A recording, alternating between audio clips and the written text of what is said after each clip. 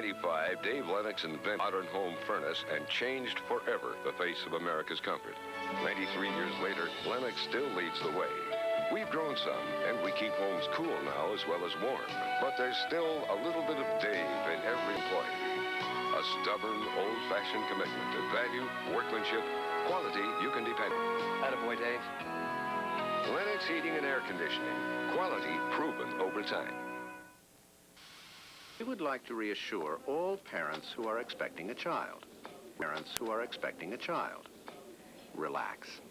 Your child's delivery is in the right hands.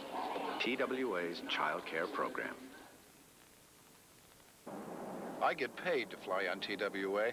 I'm part of the new quality control team. I report directly to the chairman on what's good and what needs improving. When he's happy, you're happy. Today's TWA. Find out how good we really are.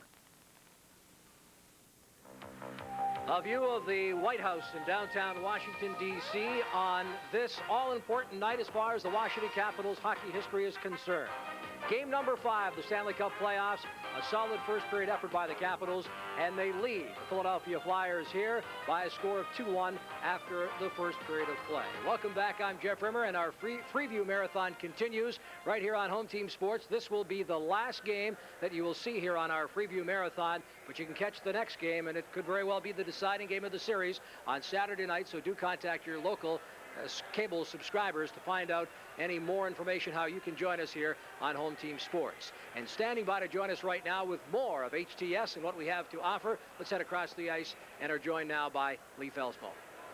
Well, Jeff, I'm sure the folks that are watching this ice hockey game know that we cannot replace the energy that you're seeing tonight. Stanley Cup playoff in its finest form. A lot of great action, a packed house. You can't replace this energy, but you can come darn close. Home Team Sports brings you over 30 Caps games throughout the season.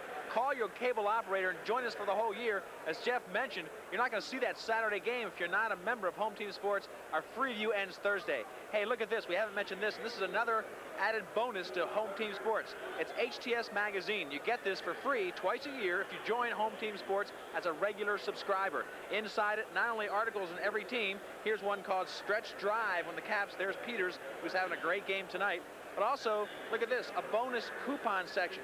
Over 12 coupons in there, good for things like 2-for-1 Oriole tickets, T-shirts, all kinds of things that will help you become a better fan, not only with Home Team Sports, but here at the arenas. Join us for a full year of great sports programming on Home Team Sports. Let's get back to Jeff Rimmer now and more Caps action. Thank you, Leaf. Well, certainly one of the great stories in all the National Hockey League is one of the upcoming referees in the NHL, Paul Stewart. Now, many of you hockey fans, longtime hockey fans, may remember Paul from his first time around in the pro hockey world as, we'll call him an enforcer. Now, National Hockey League referee, tonight the standby official. Is that a label that you carry proudly here now as a referee and an official in the National Hockey League, Paul? I love being a referee in the National Hockey League. No, the enforcer part of it. Well, I think that the interesting thing is that it's made a lot of money for the team dentists and the team physicians who had to stitch me up from coast to coast. I want to tell you that you look at this Philadelphia Flyer Hockey Club, you probably would have fit in very well with that team with your style of play back in your pro hockey career. It's funny, Jeff, because I went to the University of Pennsylvania where they did practice over the years, and actually the inspiration of watching Bobby Clark and the way he worked, and Schultz and Selesky and some of the other great names of the Flyers when they had their Stanley Cup teams. And when I was a student at Penn and playing at the university, gained inspiration by watching those guys, actually feeling that if they could do it, hey, I could do it too. Do you think that gives you an edge now as a National Hockey League referee, an American Hockey League referee? We've seen you in Baltimore many times. Of course, here tonight as a standby official. Knowing what teams like the Philadelphia Flyers like to do, does that give you an edge when you officiate games like this? You know, it's interesting to be able to be out on the rink and have a different perspective. It's on the other side of the fence, but yes, it does give me a bit of an edge because I can sometimes pick up that little glint in their eye, a little bit of sparkle, maybe just a second after a hit or what could have appeared to be a cheap shot, and I can sometimes anticipate better having had that experience. Not to say better than some of the fellas with great experience of Van Helmen or Gregson, who's doing the game tonight, but yes, with the short time I've officiated, it's really given me a leg up. What made you go into officiating after playing that other role in pro hockey? I applied for the Zamboni job at a lottery No, the interesting fact is that you having worked with Dick Urban, his father coached against my grandfather when he was with the Hawks, and the family history, my dad was an official in college hockey, and my grandfather was a National Hockey League official and a Major League Baseball umpire, and sports was always a way of life for our family to make a living. And after playing, I went through a few years of melancholy and missed the smell of the rink and the ammonia and the pipes and the pucks and the sticks and so on and so forth. How many penalty minutes did you assume in your pro hockey career, NHL, WHA, and in the minor leagues? 6 years, I think somewhere around 1,300, but and how many don't hold me fights? to it. How many fights? The worst fight I ever had, I think, was with the accountant when they were trying to pay me. I was saying, that's not enough. Tell you, as you look at a game like this, how tough is it to officiate, knowing what the Flyers are doing, knowing what the Washington Capitals must do now to get back in this series? Anytime you face a team that's going to have an elimination, you want to try to let them play the game, but also, too, our fellas have been trying all year long to allow the players to play, but also, too, getting the penalties, and we have to continue to do that. Mike from Mount Rainier, our first call for Paul Stewart, and your question or comment, please. I'd like to ask if, because the Capitals are behind 3-1, do you think the referees would have more of a tendency to call the penalties in favor for the Capitals? You know, it's an interesting thing that I should bring up at this point in time, but a lot of times players will come up to me and say, hey, that's 3 on us, that's 4 on us. When are you going to even up 2 clubs out here?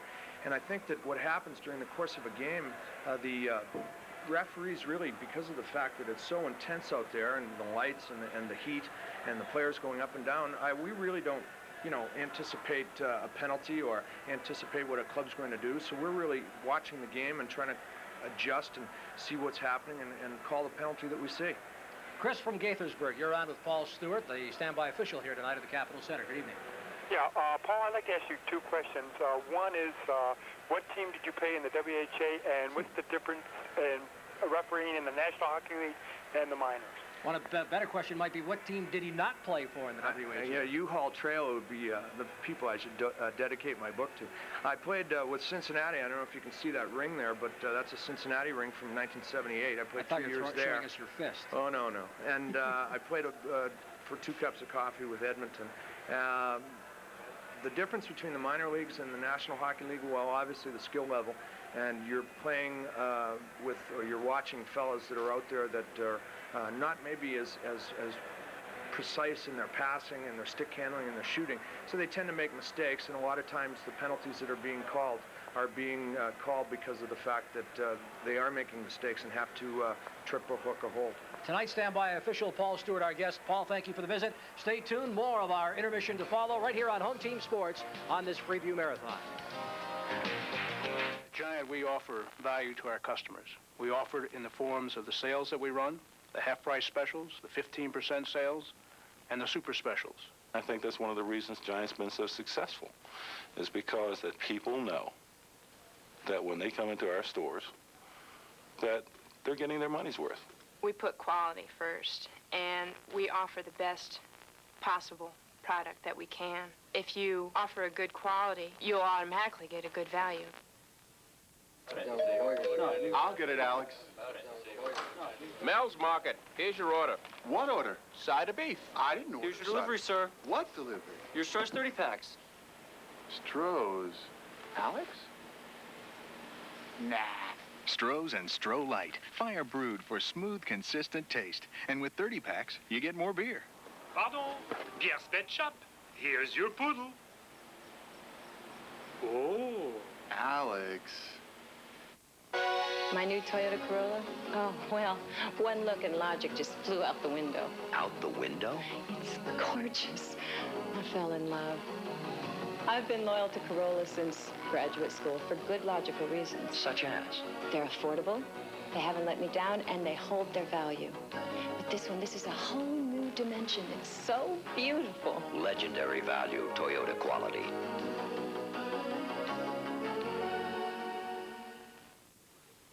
A few years ago, Reebok started the aerobic look with this shoe. Now let's find out what's new in aerobic footwear from Foot Locker. In performance and style, it's the Avia. Avia offers a cantilever outer sole for maximum shock absorption. We also carry a line of the Reebok. Reebok has a garment leather upper and reinforced toe for maximum support. Get it right for your body. Come to the Stripes.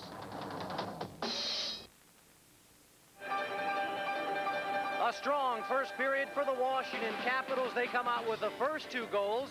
The Philadelphia Flyers rally back in the second half of that stanza. They put 1 on the board, and after the opening 20 minutes of action, the Capitals lead the Flyers by a score of 2-1. Welcome back to Capitals Hockey on Home Team Sports. I'm Al Koken with you. Let's go right to our TWA shot chart and show you the dominance that the Capitals had in front of Ron Hextall in the early going. They peppered Hextall early and often and really established dominance in that slot area between the hash marks, something that had been missing in the opening going of games between the Caps and the Flyers. And the Capitals break on the board first thanks to Mike Ridley's first goal of this playoff series. Greg Adams makes a terrific play, holding the puck. Doug Crossman trying to work him on the boards, but doesn't take him out. As Brad Marsh, number 8, the other defenseman, pays all the attention to Mike Gartner, you see how Mike Ridley has moved down the right wing, then cuts to that open middle down the slot, picks up the pass, and bangs it past Ron Hextall to put the Capitals on top by the 1-0 margin. Adams and Gary Galley picking up the assist at the 10:50 mark. And then Bengt Gustafsson, who has had a very strong playoff series for the Washington Capitals, takes advantage of some great work by David Christian. Christian around the net, slides it through, and Bengt Gustafsson, despite being checked by Mark Howe, puts the puck up high, makes no mistake, as Ron Hextall was down. That is number 3 for Gustafsson. David Christian picking up the alone assist. And at the 11:26 mark, the Capitals were on top 2-0, Mike Horns, and really dominating the game. Well, they were. The Flyers' shot total started out very slow, but as the period went on, they got more and more involved, and that's when Pete Peters was called upon to make some of those big saves. You'll see the shots now as we go to the Flyers portion of our TWA shot chart. And remember, most of this action took place after the Capitals went up 2-0 at that 11:26 mark.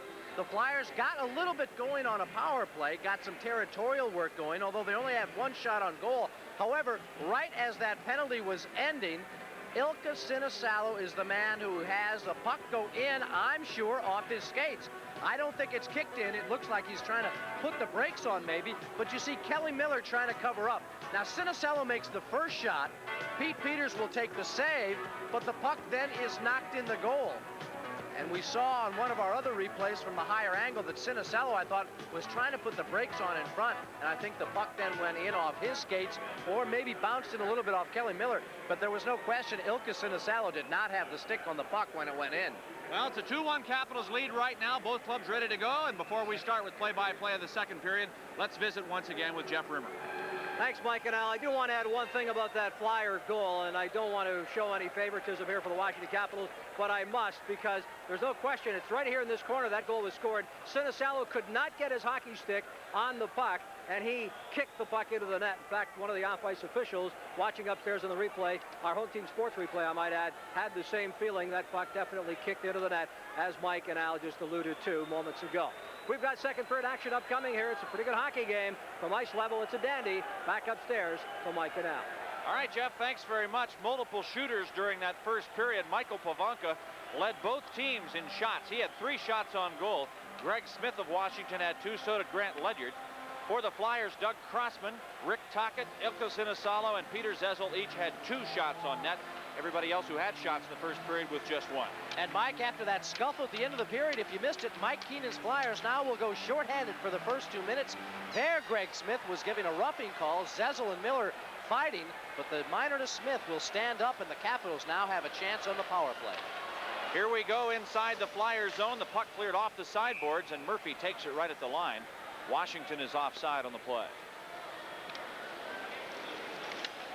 The Capitals power play, 2 minutes and 17 seconds of time. That's 17 seconds with Scott Stevens coming out of the box and Zezel staying in. But they had pretty good chances on their first power play of the game. That came on a Ron Sutter high sticking call, but had no goals to show for it. Here's Stevens dumping it back inside the Philadelphia zone, and Howe flips it off the boards all the way out to center ice. Trickles into the Washington end. Peters leaves it behind the net for Scott Stevens. A minute 30 left in the Washington power play. Here comes Stevens rushing the puck to center ice. Drives it in from there. Hextall puts it behind the net and flips it all the way down as he circles his own goal. A pass ahead to Hunter. Right wing side. Over to Larry Murphy. Murphy up to center ice. Dumps it across the line back into the corner. Here's Hextall. Off the glass. Ridley knocks it down. Back to the point. Here's Murphy. Over to Stevens. 1 minute to go in the power play, and a drive by Scott Stevens wide of the net. Now Ridley. It's poked away from Murphy by Prop and cleared all the way into the Washington zone. Capitals change up on the fly, so do the Philadelphia Flyers. Peters leaves it behind the net. Passes out. Here's Christian from Gustafson. Gets across the line. Bengt Gustafson up. Shot right on goal, and Hextall makes the stick save. Gustafson back to the corner after. Now to Gary Galley at the point. Over to Gustafson. Back to Gary Galley again. Galley winds, fires, and Hextall with a save. Here's Pavonka against the sideboards. Into the corner he goes now to Gustafson. Tries to throw it out front to the point. Hatcher, a shot, a save, a rebound, poked all the way out to Tocchet, and he clears it to center ice, and Hatcher takes out Tocchet right at the line. Galley starts the rush back in. Over to Pavonka. Pavonka puts it in front. Gustafson, a shot! It crawls right up the stick of Hextall, but he reaches in there and grabs it as the puck got up into the air, and now Hextall is disturbed about some of the close quarters he's had to operate in right in front of that Philadelphia goal. He may have had some earlier gripes, but I don't buy it here. Bengt Gustafson, as he has all series, has really been getting shots away quickly. Look at this shot. It 1 times off the stick of Gustafson, taps it just for a moment. I don't know what Ron Hextall is arguing about there. I don't see a single Washington Capital at him. He's got his stick broken, but I don't see how anything could be complained about by Ron Hextall in terms of treatment from the Washington Capitals on that last exchange. As quickly as he got up there, I thought he was going to go right after Gustafson, who was standing at the side of the net, but he wasn't concerned about Gustafson. He went after the referee. I can only assume that he had some other complaint. Well, maybe it all happened a little bit earlier with Gustafson in there, and I guess he broke his stick there. But again, you saw Gustafson being tied up by Marsh, and that contact helped along by a defenseman. So once again, I don't see the gripe. Here's Mark Howe. Out to center ice. It gets away from Kerr, and Adams picks it up on the left wing. Inside the line, Sundstrom picks it up with Adams already in there, and that causes the Capitals to be offside.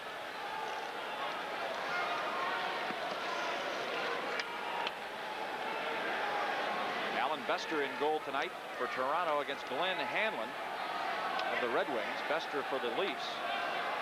Those are all the goaltending matchups we've been given. There'll be more to pass along to you later on during our telecast, and Jeff Rimmer will keep us up to date with all those out-of-town scores. Several series that could be decided tonight. Here's Mark Howe back in his own end. Leads it over to Samuelson. He rushes to the Washington line. Goes to his backhand. Now Bobby Gould pokes it out to the blue line, and it's taken right back out by Gould, sending it all the way back inside Philadelphia ice.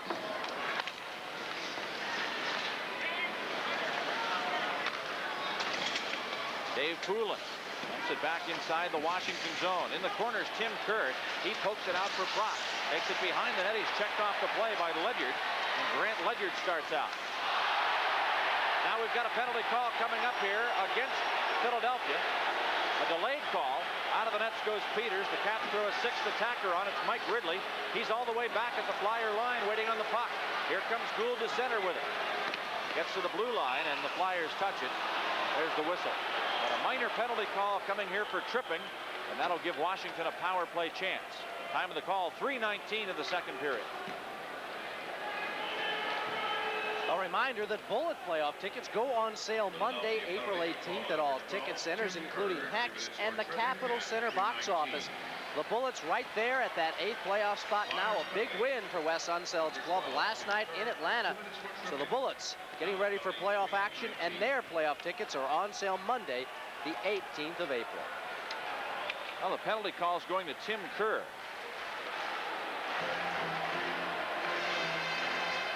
One additional matchup we've been given, Al. Burke against Fruity in what has been a changeable goaltending series between New York and the Jersey Devils.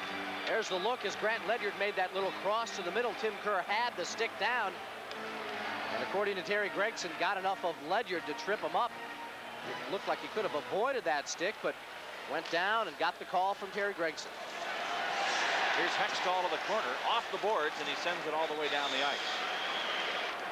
Capitals lead the game 2-1, 16 and a half minutes to go here in the second period.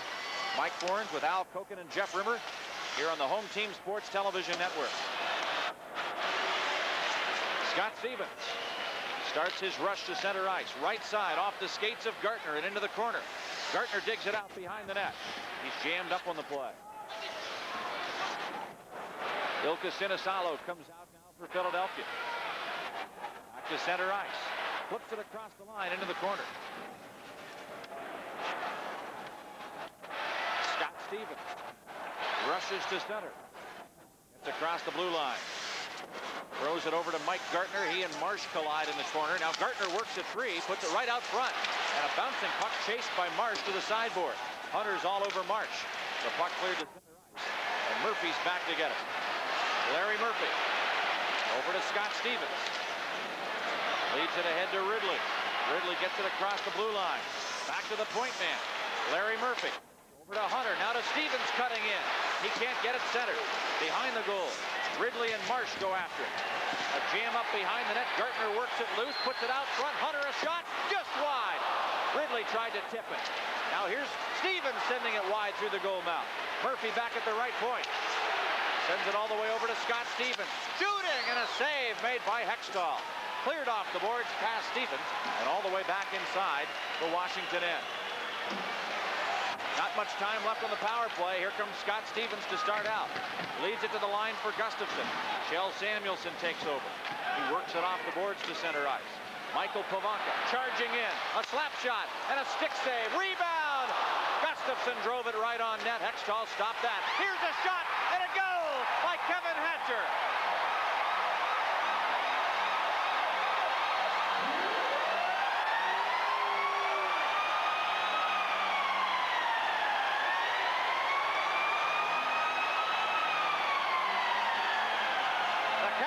Take the lead, 3-1.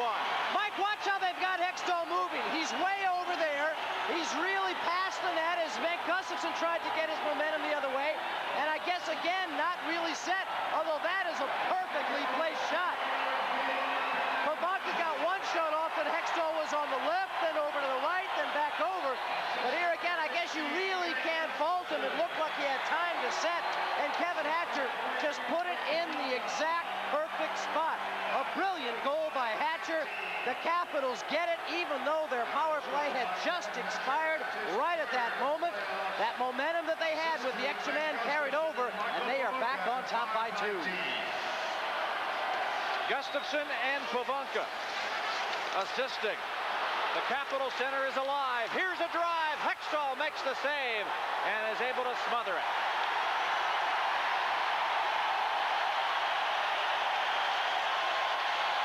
And it looked like Ron Hextall did not know where that puck was once Grant Ledyard let it go. Hextall got enough of it. He knew he had a piece of it, but had no idea where it was. Watch again, Bobby Gould doing the work in the corner. The first save made before Taka can get it. Look at the gambling play by Ledyard. Comes in, now watch Hextall. Where is it? He's got no idea, and he's lucky he's got it underneath him. Bobby Gould with the original shot. That is stopped. Watch the hustle from Ledyard. This is the type of play when you're going to try and bury a team. It's a gamble, but you're down 3-1. Play aggressively, and that is exactly what Grant Ledyard did to get more pressure on Ron Hextall.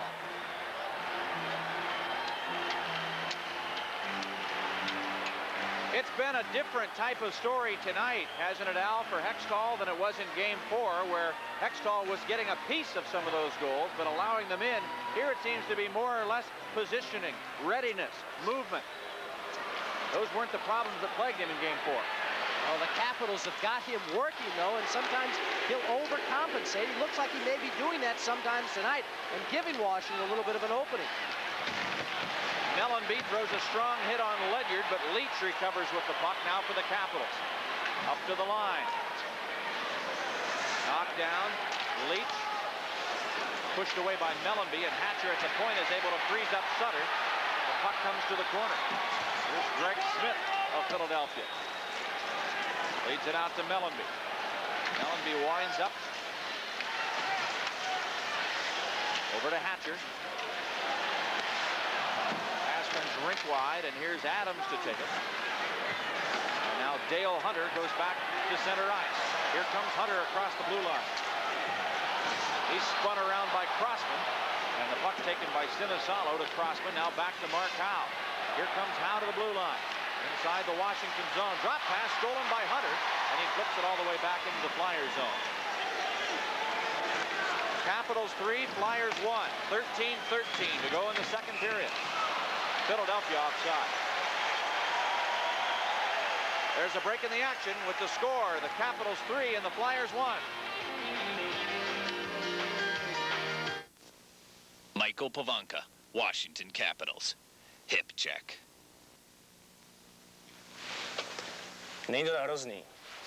Oh, yeah. George & Company, Big and Tall Men's Shops. The best fit. In America, more and more people are drinking German beer. And the German beer they're drinking more of is Beck's. Beck's, the #1 imported German beer. 13-10 left to go in period 2. The Capitals have added to their lead. A goal by Kevin Hatcher. Number 3 for the playoffs at 5:19. Gustafsson and Pavanka continue their terrific play. They pick up the assist. That was exactly the second that Tim Kerr's penalty was over. So it does not count as a power play goal, but no question, that man advantage got the Capitals going offensively.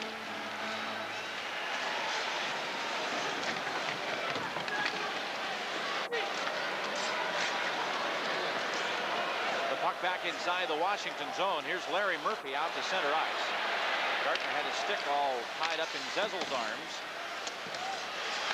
Gardner tries to get it going to the point, but it's kept in by Howe. His shot knocked away from in front by Greg Smith of the Capitals. Here's a shot. Blocked. And Ridley sends it out of the zone. Peter Zezel from center ice. Winds and fires, and it's deflected into the corner. Now we've got a penalty call coming up. This is against Washington. A shot blocked by Miller as Samuelson took the drive from the point. And this will be a minor penalty call coming at 7:34 of the second period for elbowing. And it's to Larry Murphy. Boy, you talk about a guy who can't win for losing. It's Larry Murphy. Let's check in downstairs with Jeff Rimmer.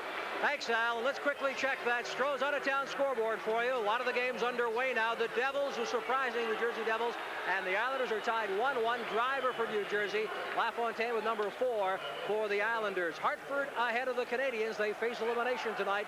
Dineen with his 4th of the playoffs. Boston ahead of Buffalo 2-1. You saw one of the Bruin goals. That by Casper. Middleton has his 2nd of the playoffs. Ruutu has scored for Buffalo. That's a 2-1 score. Toronto and Detroit are tied 2-2. More second period action here on this preview marathon. Let's rejoin Mike Forns and Al Coker. Thanks, Jeff. The call elbowing to Larry Murphy at 7:34. People say you got to get more aggressive, Larry Murphy. He gets aggressive there. Ties up Zezel, I thought, cleanly. Here's Poulin cutting in. He shoots, and Peters stopped him with a stick save.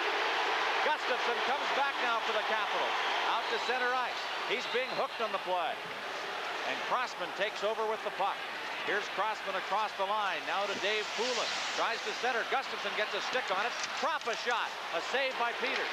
And the rebound cleared by Gustafsson and sent all the way down. X-Tall out again to Crossman. At the blue line. Philadelphia's offside, so there'll be a face-off in neutral ice with 1:18 to go in Murphy's penalty. Boy, Mike, Pete Peters is giving the Capitals tonight spectacular goaltending. It's gone beyond just good, just solid goaltending. It is being spectacular. Dave Poulin, a man of many moves and a guy with a great shot. He tries to go up high again on Pete Peters. He scored there before, but this time Peter doesn't drop. He stands up to Poulin, even though he's backing in just a little bit, but he doesn't drop down and give Poulin a lot of room up top and makes a spectacular save.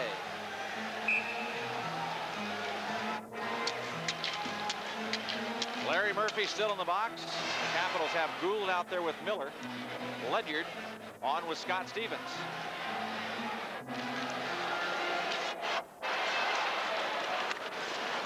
Here comes Prop for Philadelphia into the corner, throws it behind the net. He's out there with Craven and Tocchet at the blue line. Sinisalo over with Crossman. Lineup the Flyers have out here right now, I think, leaving them very open to a shorthanded goal. The puck in the corner, and here comes Prop with the puck. Tries to look for Sinisalo. Miller's got him boxed out. There's a rink-wide pass, and Craven goes back to chase it. Gould puts it in the corner. Now here's Gould to clear it up the board. Murray Craven keeps it in. The puck knocked free. Kelly Miller led ahead. Here comes Bobby Gould walking in. A shot, and a goal! How about that? Bobby Gould. The Capitals go ahead 4-1, shorthanded.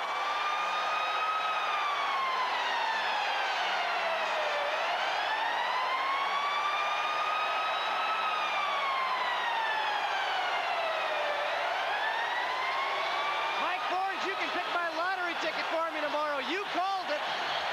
Open for a shorthanded goal, and look at how Hextall goes down.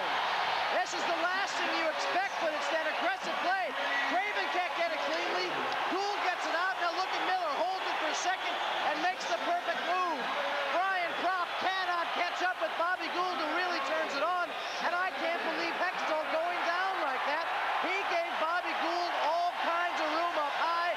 And Gould, make no mistake, my partner called it a shorthanded goal for the Washington Capitals.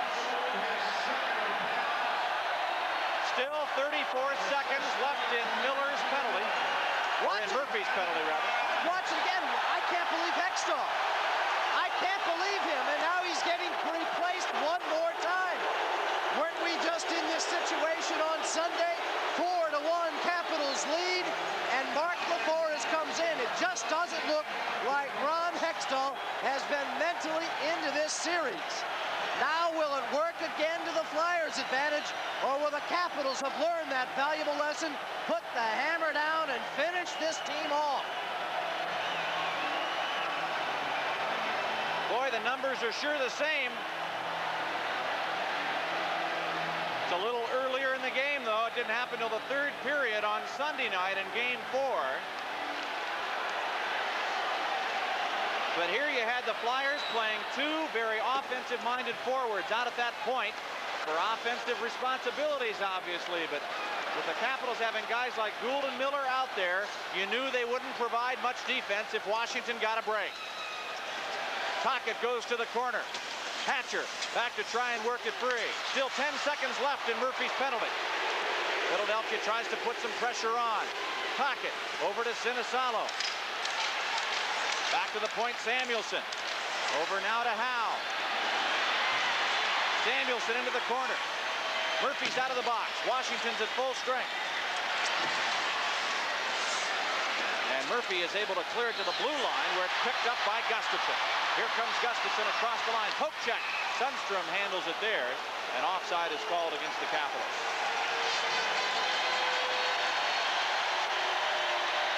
Now this is where we take a close look at the Washington Capitals style of play. Much too early now to even be thinking about defensive. Play smart. Don't take unnecessary gambles, but go after him. And you saw Larry Murphy, once he came out of the box, joining that play, trying to get a 3-on-2 developed. The Capitals trying to take it, and you've got to put early pressure on Mark LaForest. That is another thing the Capitals did not do Sunday. They never had LaForest making any kind of difficult saves. He's coming in ice cold. You have to make him work a bit, and the Capitals never did on Sunday. Play underway back inside the Philadelphia zone. Here's Ron Sutter. Starts out to center ice. He gets across the line. Chased by Hunter. A shot. Kick save by Peters. The rebound goes to the side of the net. And here comes Sundstrom wheeling out. We have a delayed penalty call coming. It's interference. And this is going to be against Washington. Dale Hunter goes to the box at 10-12 of the second period.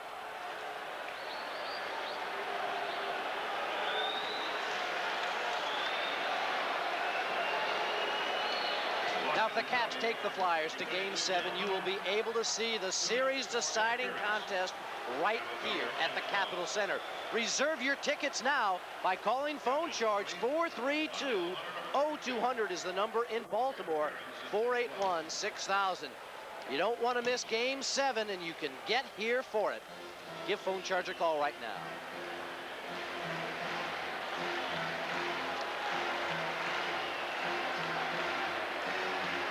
The Capitals continuing to outshoot the Flyers, to out-pressure them, to outplay them. But Philadelphia's been known to have comebacks, and the Caps are very certainly aware of that. Here's the penalty call that sends Hunter to the box.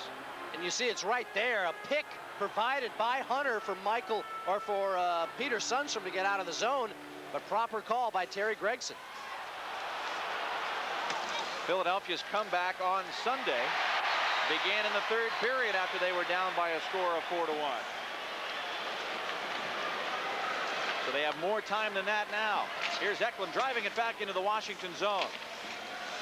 The Capitals are doing a lot of things right tonight that maybe weren't so significant in Sunday's game. They've got more going for them in this contest so far. The puck knocked down by a high stick from Hatcher, and as it's touched by Bobby Gould, the whistle blows and play is stopped. And Mike, again, if this game continues the way the Capitals have gotten it, that means they wrap it up and they go up to Philadelphia for Game 6. Even though there's a day off tomorrow, you really have to wonder about the condition again of the Philadelphia defense. Without Willie Huber, that meant Ilkka Sinisalo had to get back there and play the point. You miss Willie Huber, a defensive-minded player, but also a guy with a great shot. And right now, Mike Keenan refusing, even though he's dressed, to use rookie Gary Huffman. You would think in a situation like that, Huffman, a very decent offensive player, you would want a defenseman, even though he is a rookie, back there in that position. But Mike Keenan has only gone with 5 defensemen tonight. Huber is not expected back for a week. At some point, you got to get this kid a little action. When you're down 4-1, even at that point down 3-1, you're still on top in the series by 2 games. You better get a chance to get him some action and see what he can do. Get his feet wet. 34-year-old Terry Gregson steps in now and has taken away the stick of goaltender Pete Peters. So something out of Mike Keenan's bag of tricks. The other night the goaltending change worked, and he's looking for another psychological ploy here. I cannot imagine that the Flyers would elect to do this out unless they were absolutely positive that Peters' stick was illegal. True, but why not now? You're down by 3 goals. Take the chance, and they are going to measure it. If it is found to have either too much of a curve or too much height on that blade area, the Capitals will be assessed a 2-minute minor. If not, I think they're going to go for overall length. Is it overall on length? This one. I think that's what they're going to check. There's 3 things you can that's check another on. possibility. Overall length, thickness in terms of height of the blade, and also the curve. If it is found to be illegal, the Caps receive a minor penalty. If not, it's the Philadelphia Flyers who get a delay of game minor penalty, and thus will take them off the power play. If it works for Philly, they've got a 5-on-3. Peter Sundstrom being taken back to the Washington dressing room now with Doug Shear, which would lead us to believe that it's some sort of equipment problem. Well, at least Doug Shear goes to the room. Sundstrom just walking him over there, just his escort. A quicker movement off the ice. The measurement is still going on right now. Well, whenever he was on the ice when he did the face-off, you got him written down? Well, they've got him, Al. They're asking now who was on the ice. Well, that leads me to think that they have nailed Peters for an illegal stick.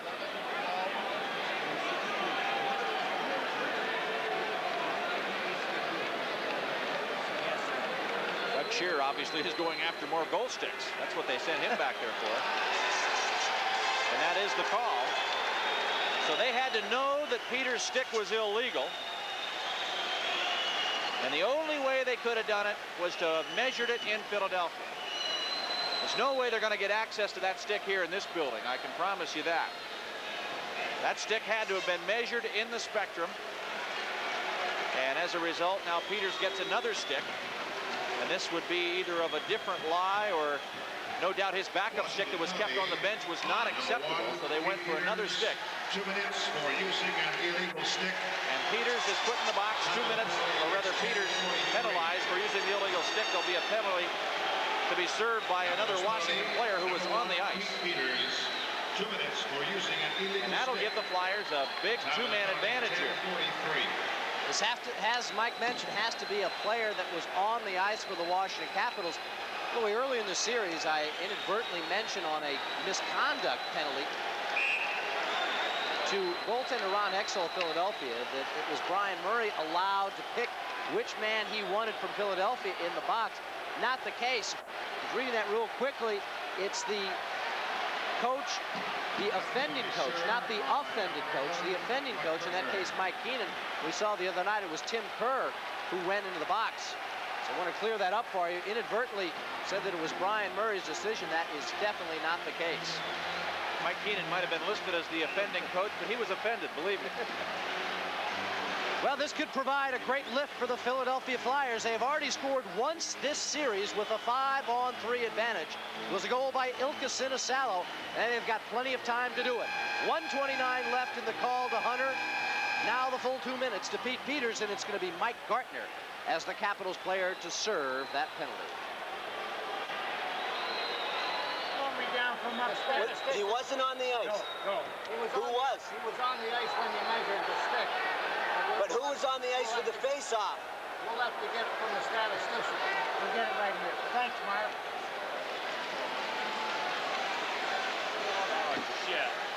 Now you can hear the question of Terry Gregson. It's got to be somebody that was out there for the face-off. Mike Gartner had apparently been out there while the stick was being measured. So now they have to call upstairs to the official scorer to get who was out on the ice. Remember, these off-ice officials are not the regular Washington crew. They are here from Toronto, from the Toronto Maple Leafs. The Caps off-ice officials had a busy weekend working in New Jersey. They went till well after midnight to settle that fourth game between the Devils and the Islanders. Well, it's not even one of Peters' sticks. They've gone to one of Malarchuk's, so that tells you something about the rest of Pete's supply, doesn't it? They're all crooked. No, this is interesting. You know, Pete Peters is a very tall goaltender, and I also wonder, Mike, if this is not a little something that has been left over from his days as a Philadelphia Flyer. No question, what you said has got to be correct in terms of measuring the stick of Pete Peters in Philly, but you would also think the people that played with Pete Peters and all the members of the Flyer organization, they also may know that Pete Peters takes a little more length on his stick, and it's a proper gamble to even go and measure, and that's something you hold for a critical moment. And I guess in this hockey game, when you're down by 3, it's as critical as it's going to get. Good point, but I think that would have been basis enough for them to send a spy in and check it. I don't think they would have made the call based on that alone. Well, I have no doubt about that. I'm sure you are correct in where they measured it. But I would also think that a guy like Bernie Perron, who was the goaltender coach for the Philadelphia Flyers, some other people who played with him like Bobby Clark, Paul Holmgren, Bill Barber, all still valuable members of the Philadelphia organization, certainly could have also had a little inside knowledge from Pete Peters' days as a star for the Philadelphia Flyers. Well, anything to mix up somebody on the other team, and in this case, the Flyers are trying to get to Peters. They want his emotions to be up here. They want him to be thinking about the fact that he's using Malarchuk's stick and not his own. We'll see what an effect it plays. Here's Crossman from the point. He scores! He goes low on the glove side, and Philadelphia's power play goal immediately excuses one of the Washington penalties, and it puts Philadelphia back on the board now at 4-2, taking only 5 seconds from the time Sundstrom went in the box to serve Peters' penalty. But look how wide open Doug Crossman is. There's not a single player over to challenge. Everything starts from that face-off. It's won so cleanly, and then the Capitals seem very slow in getting over. I'd say Mike Keenan did a smart move. Certainly has got his team fired up and back in this game, and a man who has been booed unmercifully in Philadelphia gets a very big goal. Doug Crossman. That's Crossman's first of the playoffs from Propp and Craven at 10:48. Hunter's allowed out of the box, and now Sundstrom is still in there serving the Peters call. Here's Propp behind the net. He starts out to Craven, left wing side. Crossman dumps it into the corner. Here's Tockett. Craven along the sideboards, and Miller tries to work it free. Back into the corner. Craven takes over, has Stevens after it, and Miller is able to push it along the boards to the point, but not out. Now Stevens sends it out of the zone. 8:30 to go, second period. Capitals leading 4-2. 1:10 left in the penalty. Being served by Sundstrom. Here's an offside call against Philadelphia. All right, let's see what the story is behind that illegal stick used by Pete Peters. Here's Jeff Rimmer.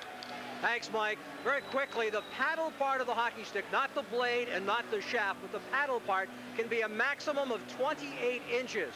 Anybody could see by the eye, and they've known for some time, the Flyers have, that paddle part was 30 inches long, and thus the penalty here. The Capitals have a new stick out there for Pete Peters right now as Doug Scherer worked on that new stick.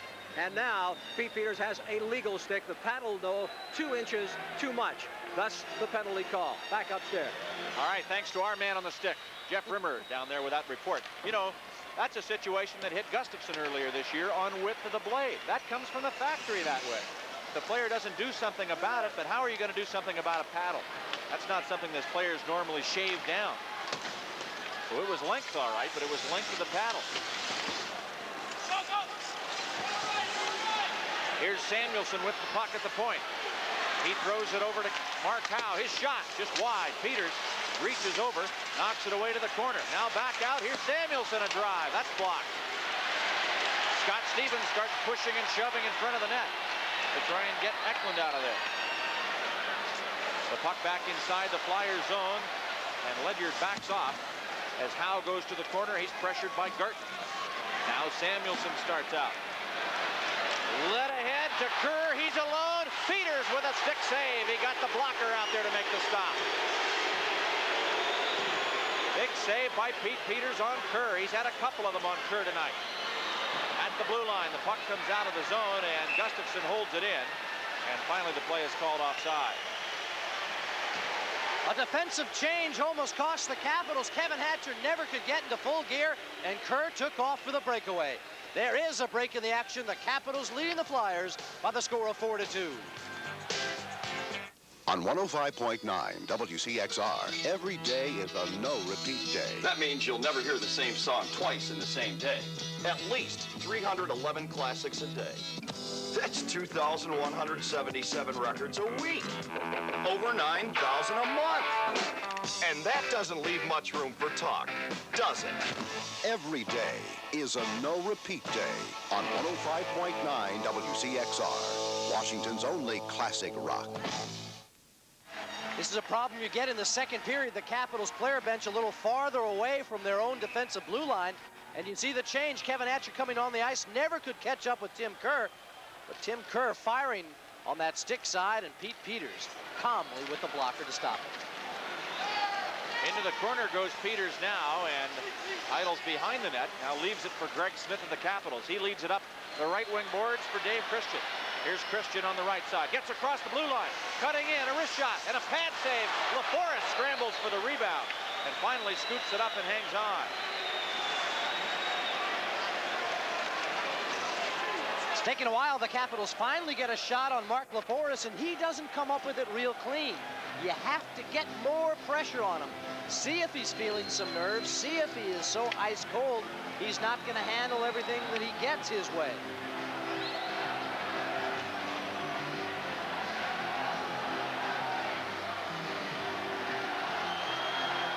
Notice at the end of the Larchuk stick there's a little bit of a knob of tape a little ways down the handle of the stick. Not right on the end where you normally have a knob, but there's like a second knob a little further down there. They may remove that possibly at the intermission, unless Pete has other sticks back in the stick room, and he probably will go get some of those that are legal and get those taped up and ready for action. Puck thrown into the crowd for a souvenir. Well, I wonder if Mike Keenan has exhausted his bag of tricks. We talked about the goaltender change Sunday. It happens again tonight, and now here a stick check on Pete Peters that also is successful. The Capitals scoring has been certainly shut down since LaForest came into the game, although he's got a long ways to go yet before he can make any claims like he did on Sunday. Murphy's got anything else to think about. Anybody else's stick, possibly. Some sticks. There's possible starting of a confrontation. Send somebody after a Capital. There's little reason to believe that he would be out completely. He's got such a backlog and a history of always looking for ways to get that psychological edge, and it has made him the success that he is. But he also has got a couple game lead in this series, so in that regard, he still has to feel a little comfortable. Even if he loses tonight, he goes back home, and if it ever does get to a 7th game back here at the Capitol Center, I guess you would want that one final ace in the hole. No sense in pulling everything out tonight. It's not like the Capitals, who literally have no more room. Mike Keenan still has plenty of time left. And it still amazes me that there are rumors he may not be back in Philadelphia. I would think if I'm the Snyder family and general manager Bobby Clark, I'd be all over his agent trying to get him re-upped again. If he gets out of the organization, it really hurt that team. He's terrific. I couldn't agree more. But what if he wants to be a general manager? Maybe he's had enough of coaching, per se. Here goes Crossman into the corner. He's bumped behind the goal. Here comes Craven now, bumped on the play, and behind the net is Mike Gartner. But we've got a slashing penalty coming here against Philadelphia. It looks like Murray Craven is going to get the call. The time of the penalty, 13:34, or 13:44 rather, of the second period. Enjoy a Caps game in style. Call Elite Limousine at 703-533-8764 to reserve your stretch limousine, game tickets, post-game cocktail, and an autographed puck from your favorite Capital. Caps game packages from $37 per person. Elite Limousine is the official limousine service of the Capitals and home team sports.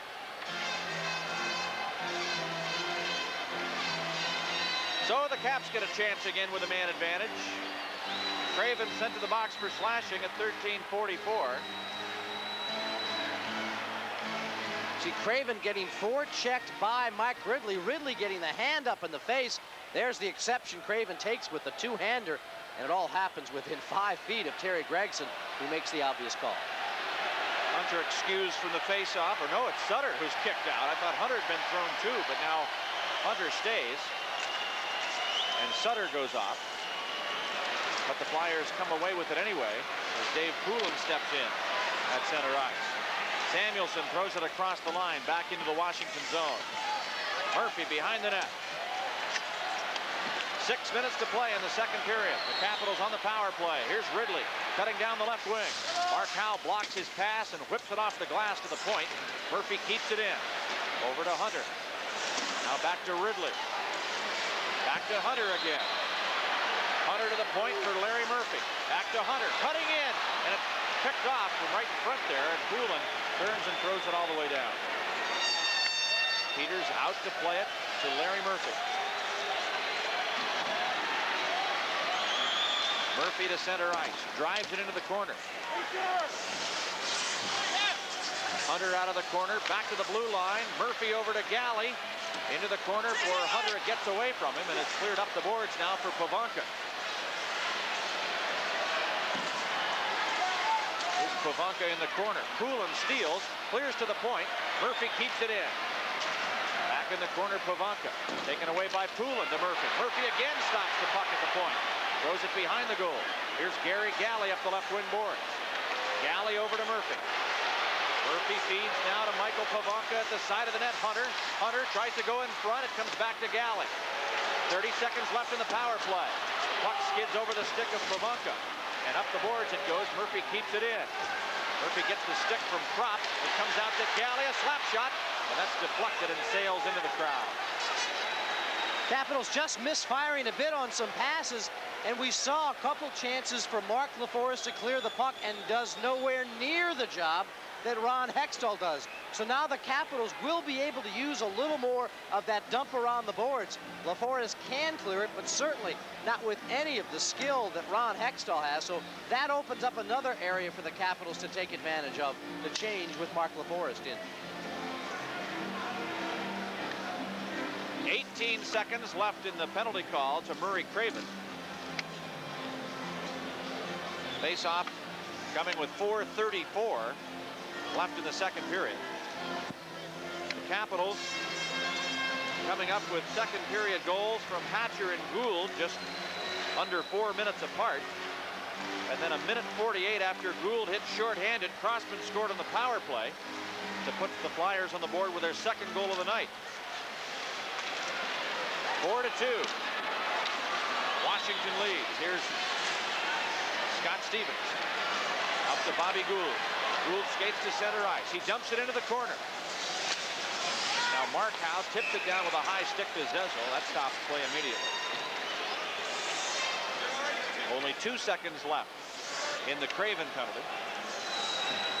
And with a face-off in the Flyers zone, the Capitals will have to be aware of Craven coming out of the box should Philadelphia get the draw. They could set up a play here to whip that puck up the sideboards and just hit Craven as he jumps out of the box. And Mike, that's what Scott Stevens and Grant Ledyard are talking about. In fact, Stevens has lined up right now outside of the blue line.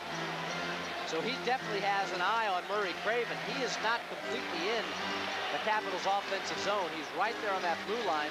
Probably will end up a couple strides, maybe even behind it, just to keep an eye if Philadelphia gains control. Hunter leans in against Zezel. Neither player is square to the faceoff, and they both get direction now from Jerry Pateman. Both again come in too quickly, leaning in from the side, and Pateman excuses them. Now it'll be Gould against Tocchet. The Capitals get the draw. Back to Ledyard at the point. He hustles into the corner with it.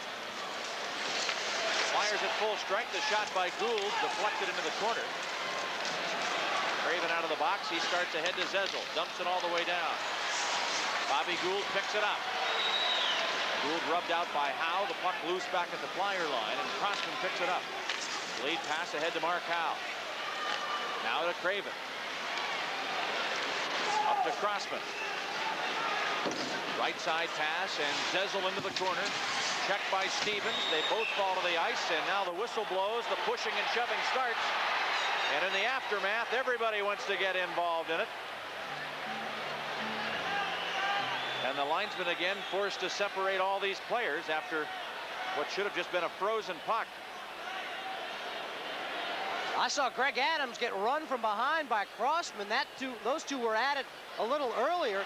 Adams had gone in there high with the stick, but the man he was trying to go after was already down on the ice. That's where Crossman, though, took exception to the style in which Adams tried to finish the play off, and he was the one who got in it. Now, you'd love to see these two go. This would be a classic, Tocchet and Scott Stevens. Well, Scott wants to fight him, but he doesn't want to fight him. He's just taunting Tocchet here, saying, you know, you really want to drop the gloves and go. You make the first move. I'm not going to get caught here being the only player to get a penalty. And that's very, very smart on Scott Stevens' part. But Tocchet has the same feelings. He doesn't really want to get involved in something at this point where he gets the only penalty. If they're going to drop the gloves and go, I'm sure both players would be more than happy to accommodate. But there's such a danger in putting your team down if you're the only guy that gets sent to the box. So therefore, you got to be careful of starting it, of getting that instigating penalty. Take a look at how this whole thing starts. Watch Greg Adams come in with the stick, but the man he's going after, I think it's Zezel, is already down. Now watch then Crossman respond to what Adams is attempting to do. Here comes Greg Adams. He's trying to run Zezel, but now look at Crossman. And that's how the whole thing begins, with Scott Stevens reaching in, and in from behind on Stevens comes Rick Tocchet. Here are the penalty calls. And for Washington, number 22, Greg Adams, 2 minutes for charging. Time of the penalty is 16:20. Philadelphia penalty number 3, Doug Crossman, 2 minutes for boarding. Washington penalty number 22, Greg Adams, 2 minutes for charging. Time of the penalty 16:20. Okay, they won't affect the manpower situation, will those penalties? Face-off will be in neutral ice. Washington has 25 shots on goal to this point. The Flyers have 20.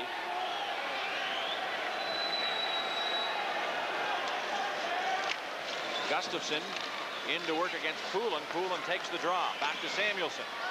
He throws it into the corner. Peters to Hatcher. Works it up the sideboards, and Gustafsson to the point. Gets it out of the zone, and Poulin can't get it. Now it's picked up by Mark Howe. Right side for Samuelson. He walks in and fires wide of the Washington net. The puck careens off the boards all the way back into Flyers ice. Mark Howe, steady behind the net, now starts out. Long lead pass.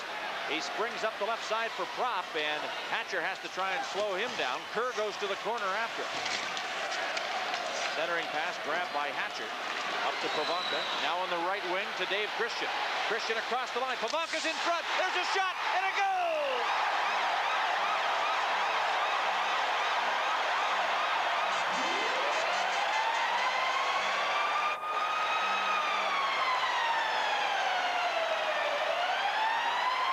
Michael Pavanka with perfect timing takes a perfect pass. The Caps lead 5-2. You want to talk about finishing off a team, being aggressive when you've got the lead? This is the perfect example. Michael Pavanka with raw speed made that advantage. Now watch how this whole thing begins. There's Pavanka with that initial pass. So did you see where he was? Watch how quickly then he gets back and now has beaten his defensive check. That is aggressive play. That's going to finish things off and not being content just to sit back. And once again, David Christian does a terrific job. He holds it, waits till Pavanka is there.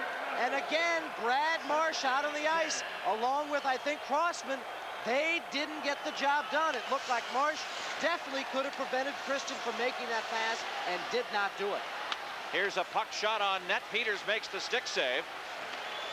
The Capitals have that 3-goal lead back at 5-2. Ledyard to the corner. 2.5 minutes to go in the second period. Puck shot to the net. Here's Larry Murphy. Feeds it over to Ivan Korovo. He's bumped off the play by Greg Smith of the Flyers, and the puck trickles back to center ice. Gustafsson and Christian assisting on Pavanka's third of the season at 17-10. The most recent Washington scoring play. Mark LaForest sends it up the boards.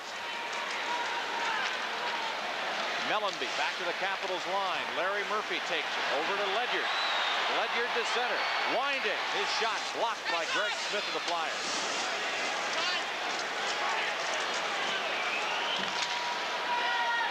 Here's Smith out to center. Sutter puts it back into the Washington zone. And Ridley clears it out. Mark Howe, right wing side for Tocchet. He hits Craven, cutting in, a wrist shot, and a stick save by Peters. Now Gartner over after it. Tocchet is bumped on the play by Stevens. Scott Stevens with the puck in the corner. Samuelson crashed to the sideboards by Miller. The lead pass is to Ridley. He's across the line. Ridley flips it in front, and Gartner was held up on the play and couldn't get off a shot. Into the corner goes Mark Howe. Puts it behind the net for Samuelson. Shell Samuelson. Very dominating factor in this series. Clears it out to center ice. We've got a minute remaining in the period. Gary Galley back to the red line. Mark Howe carries it in. Tries to pass in front. Stevens takes it. Whips it off the backboards. And Samuelson is bumped by Miller. Kelly Miller turns it around. Gets it to center ice. Gartner's knocked down. There's no call. The Flyers cut to the line, but they're offside with 38 seconds to play in the period.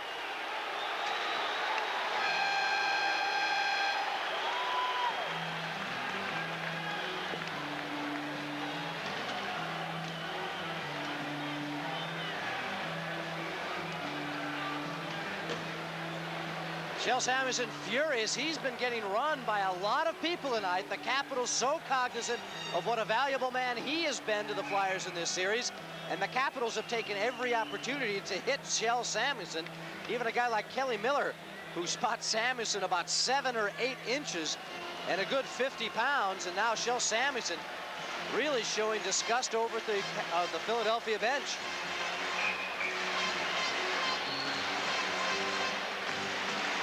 Mike Keenan with some additional words for referee Terry Gregson. They have a quick discussion in front of the Philadelphia bench.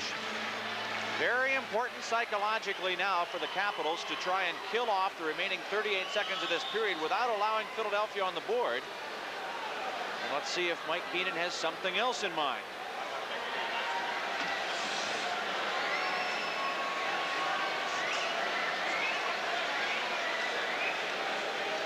He has called Gregson over to the bench. Gregson is now reported to the timekeeper's table. And they're now having some word relayed from there to an usher who is going to another Capitol Center usher.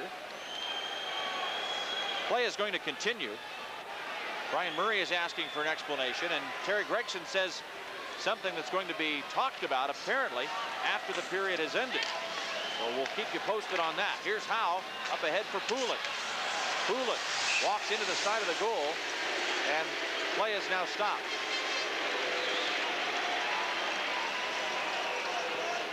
Peters hanging on to that. And the draw will be to his left with just 30 seconds to go in the second period.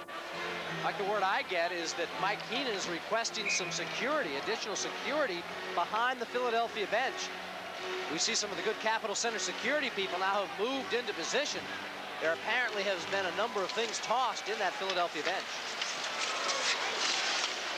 The puck cleared off the sideboards by Hunter. Here's a drive from the point that hits Hatcher in front, and the puck cleared out of the zone. Well, I think that's a very reasonable request for any coach to make when he feels that his club has been endangered or even being bothered. Here's Crossman out to center. Man has no place trying to bother a player on the bench. Here's Prop. Back to Crossman. Led to the blue line, and that's the end of time here in the second period. Shots on goal during period number 2. Philadelphia with 11, a 2-period total of 22, and the Washington Capitals with 12 shots on goal, a 2-period total of 26. Big period for the Washington Capitals. They lead the Flyers 5-2. We'll have more Stanley Cup coverage coming your way after these messages right here on the Home Team Sports Television Network.